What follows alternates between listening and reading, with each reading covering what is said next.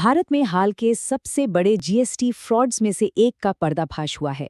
एक ऐसे सिंडिकेट का जिसने 232 फर्जी कंपनियां बनाई और सिस्टम से हजारों करोड़ रुपए निकाल लिए। चलिए आज इसी कहानी की परतें खोलते हैं। तो चलिए सीधे मुद्दे पर आते हैं। धोखाधड़ी की कुल रकम 1048 करोड़ रुपए। जरा सोचिए ये रकम कितनी बड़ी है। इतनी के इससे कई स्कूल या अस्पताल बन सकते हैं, और ये सारा का सारा पैसा एक बहुत ही सोची समझी साजिश के तहत सिस्टम से बाहर निकाला गया। और यही सबसे बड़ा सवाल खड़ा होता है, आखिर कैसे एक अकेले नेटवर्क ने 232 फर्जी कंपनियों का जाल बिछाकर इतनी बड़ी रकम चुरा ली। आइए इस पूरी गुत्थी को सुलझाते हैं।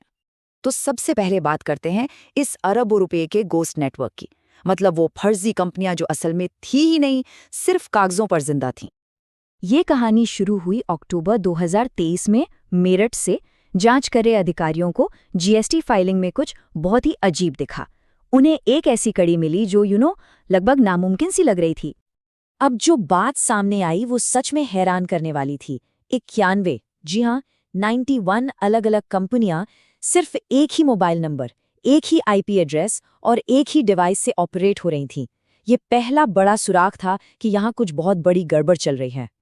और जैसे जैसे जांच आगे बढ़ी तो पता चला कि ये कोई असली कंपनियां हैं ही नहीं। मतलब इनका कोई असली ऑफिस नहीं था, ये असल में कोई सामान नहीं बेच रही थीं, और न ही इनका कोई एम्प्लॉई था। ये सब कुछ बस डिजिटल डॉक्यूमेंट्स का एक खेल था जो जीएसटी सिस्टम को धोखा देने के लिए रचा गया था। तो सवाल ये उठता है कि ये घोटाला काम कैसे कर रहा था? आखिर बिना कोई सामान बेचे हजारों करोड़ रुपए बने तो बने कैसे? इसे समझने के लिए हमें पहले इनपुट टैक्स क्रेडिट यानी आईटीसी को समझना होगा। चलिए एक आसान सा उदाहरण लेते हैं। मान लीजिए एक बेकर है जो ब्रेड बनाने के लिए आटा खरीदता है और उस पर जीएसटी देता है। अब जब वो ब्रेड बेचता है तो वो सरकार से उस आटे पर चुकाए गए जीएसटी का रिफंड क्लेम कर सकता है। इसी को आईटीसी कहते हैं। इसका मकसद ये है कि एक ही चीज पर बार बार टैक्स ना लगे। इसी आईटीसी सिस्टम का इस सिंडिकेट ने फायदा उठाया। उनका तरीका बड़ा सीधा था, 4 स्टेप्स में। पहले तो फर्जी कंपनियां बनाओ, फिर उन कंपनियों के नाम पर फर्जी बिल काटो। इन्हीं फर्जी बिलों के आधार पर सरकार से इनपुट टैक्स क्रेडिट क्लेम कर लो और बस असली पैसा सिस्टम से बाहर। इसे ऐसे समझिए कि ये डिजिटल तरीके से अपने खुद के नोट छापने जैसा था। उन्होंने ऐसे सामान पर रिफंड का दावा किया जो कभी था ही नहीं, और ऐसे लेन देन दिखाए जो सिर्फ कागजों पर हुए थे।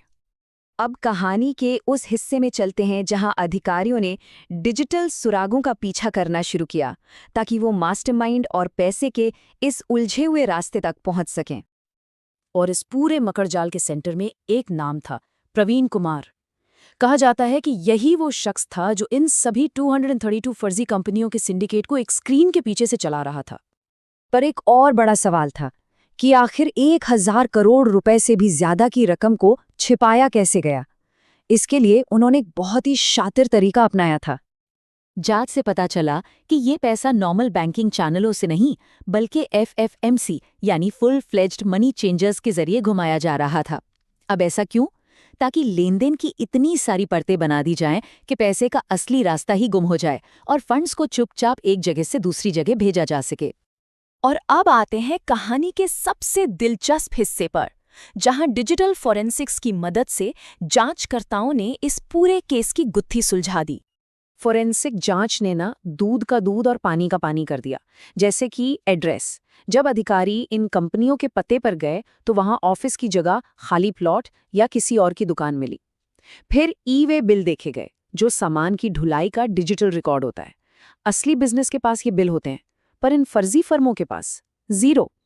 और बैंकिंग पैटर्न, असली कंपनियों में पैसा आता है, रुकता है, खर्च होता है, लेकिन इन फर्जी खातों में पैसा आते ही तुरंत निकाल लिया जाता था या दूसरे खातों में घुमा दिया जाता था, जिसे राउंड ट्रिपिंग कहते हैं। हर डिजिटल सुराग एक ही कहानी बता रहा था। ये बिल्कुल वैसा था जैसे कोई अपराधी हर जगह अपनी उंगलियों के निशान छोड़ जाए। आईपी एड्रेस से पता चला कि दर्जनों फर्में एक ही लोकेशन से चल रही थीं। एक ही लैपटॉप का इस्तेमाल कई फर्में बनाने में हुआ था। करोड़ों के बिल तो थे, पर उनके पीछे ना कोई ट्रक था, ना कोई डिलीवरी। हर सुराग एक ही नेटवर्क की तरफ इशारा कर रहा था। आखिरकार महीनों की निगरानी के बाद इस नेटवर्क का पर्दाफाश तो हुआ, लेकिन ये कहानी यहाँ खत्म नहीं होती। अधिकारियों ने फिर तेजी से एक्शन लिया। नेटवर्क से जुड़े सारे बैंक अकाउंट्स फ्रीज कर दिए गए, सभी फर्जी फर्म्स का रजिस्ट्रेशन कैंसिल हुआ, प्रॉपर्टीज जब्त की गईं और जो कथित मास्टरमाइंड था प्रवीण कुमार, उसे भी धर दबोचा गया। लेकिन इन सब के बावजूद एक बहुत बड़ा सवाल अब भी बाकी है। क्या ये सिर्फ एक छोटी सी झलक है? क्या इस तरह के और भी बड़े नेटवर्क देश में काम कर रहे हैं? इस जांच ने एक बड़े घोटाले का पर्दाफाश तो कर दिया, लेकिन ये भी इशारा किया है कि इस तरह की धोखाधड़ी की जड़ें शायद और भी गहरी हो सकती हैं।